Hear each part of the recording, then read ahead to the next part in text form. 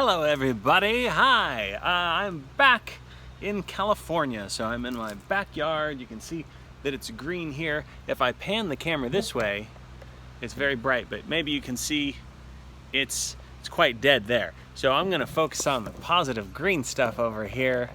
I'm filming this in the middle, it's actually late July right now, so I'm gonna stay in the shade.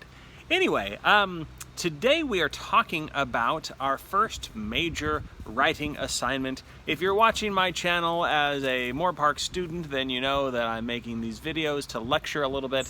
If you are stumbling upon YouTube and you're finding this, I'm going to be talking about narrative writing, and it's leading up to a narrative writing assignment. So, as we've talked about before, narrative writing is basically storytelling, and in this case we are going to be writing an essay that is a narrative essay. It's going to be a true story.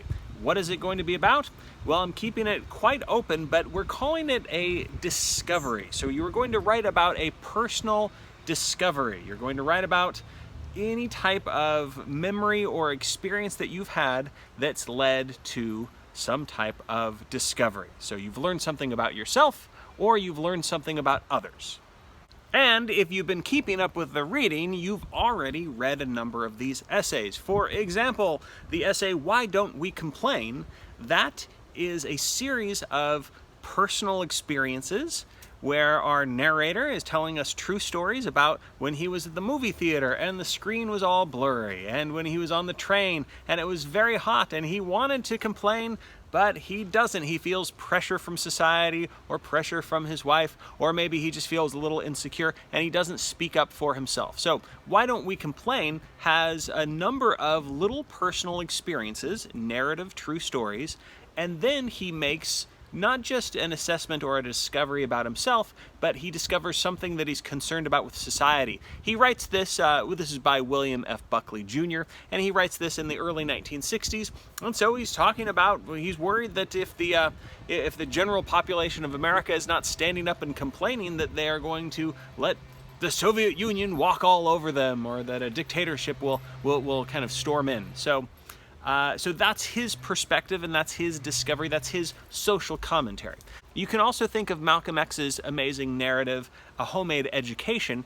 In this one, if you read it, hopefully, you know that it takes place not in a multitude of different memories and different locations, but in one setting. So it takes place in the prison, and it talks about different experiences he has, and it's very intellectual, right? He's talking about the intellectual process of teaching himself how to become a well-educated writer. And so he reads the dictionary, he copies out the dictionary, he's writing letters to people he respects and admires. He's really taking the time and all of his energy, and he's putting it into his own education.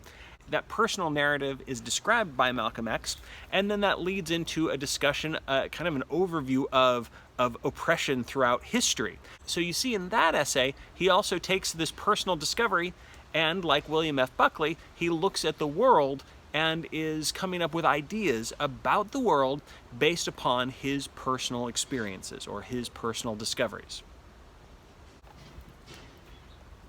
However, you don't have to get political. You don't have to give me social commentary. If you just want to stick with the personal, you can do that, and we've got a couple examples that you have hopefully read by now. Mother Tongue by Amy Tan. That is a personal mother-daughter narrative, and she talks about different memories throughout her life and some of the different things that her mother has been through as well. And she's basically, Amy Tan is exploring the different sort of voices that she discovered. Thanks to the relationship she has with her mother, she can now write very realistic characters that have a very different voice than she does. And she can also write in a very sort of professional business way, and she can translate for her mother, and she can use so-called broken English. She doesn't like that term, right? She can use the broken or fragmented English to sort of emulate the way her mother speaks English. So she has discovered a lot of different aspects about her own writing ability by focusing on the different narrative events that she has experienced with her mother. So that's all very personal, not too much social commentary in Mother Tongue, a little bit, when she criticizes how people treat her mom, but most of it is a mother-daughter story. If you like father-son stories, then you can look to Once More to the Lake. And again, that is a single location type narrative. And it's basically him describing the lake and returning to it and sort of reconnecting, not just with his family and his son, but looking at his son and reconnecting with his own childhood. So he feels, at times he feels a little bit disoriented because, see, he's watching his son go through the same experiences that he did when he was a child. And so he's making discoveries of what it's like to be a kid all over again, and also discovering sort of the cyclical nature of life.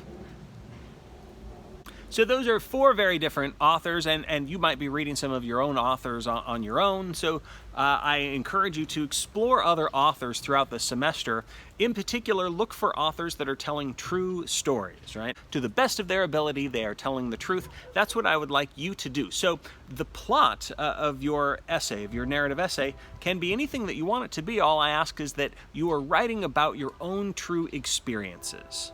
These experiences can be, like Malcolm X, they can be very intellectual, or they can be very numerous, like F. Buckley's essay, going to all these different memories. However, if something incredible happened to you, maybe you went on a camping adventure, maybe it was thrilling, maybe it was a near-death experience. I hope it wasn't, or maybe it was the world's worst first date that happened to you. So this could be one tangible experience that you tell the story about, or you can choose little vignettes from your life to tell, multiple narratives, but it's all leading to some type of discovery. You get to decide what that discovery is. These narrative essays can be whimsical and delightful and funny. They can be very serious and very, they can have a very social or worldly mindset. They can be tragic, they can be comedic, they can be a combination of both. The one thing that I would like you to do is feel free to use your own voice. This is about creatively expressing yourself. Even though we're telling a true story, we don't have to play the role of a journalist, right? We don't have to stick with just objective details. This is a very subjective writing experience. So you get to use the pronoun I. Use those I pronouns as much as you want. Don't think of this as academic style writing. Things like thesis statements, you don't need to have a thesis statement, right? You're telling a story. So look at these 4 essays as potential models, but know that you get to come up with your own way of telling your discovery because this is your story. So this is the most creative thing that we do in this particular class. So have fun with this, and if you have any questions about if you have any questions or if you want to bounce some ideas off of me, definitely send me an email. There's also going to be a discussion. You can leave a discussion in the comments if you want to, and on our Canvas page, you can leave some discussion questions in there. I'll open up a discussion question like, what type of story do you think you're going to tell? Oh, a couple more things. You probably want to know, how long does it need to be? It needs to be 1,200 words. You don't need to worry about a works cited page because you're not doing any research for this. You are telling your story. Now, if you want to talk to your mom or dad or best friend or something like that to sort of rekindle memories, you can do that, and you don't, as long as you're not doing a direct quote from them, you don't need to worry about in-text citations, the MLA works cited page or anything like that. We're telling a story. So we want to aim for 1,200 words. In your document, I'd like it to be double-spaced, if you don't mind. I'm teaching several classes, so the due date is bound to be different for whichever class this is that I'm talking to. So you will find the due date information that will be available for you on Canvas, and there will also be a written prompt that you can print up or have on your computer. And I will include that information down below on this YouTube channel as well. So like I said, I hope you have fun with this, and I hope that you use this as an opportunity to be creative. Remember, you're not writing a research paper. This doesn't have to be formal. It should be very personal. So use this time at the beginning of our semester to celebrate that you get to explore and discover your own voice as you're telling your personal narrative discovery. All right, that's it from me. I will talk to you soon. Let me know if you have any questions.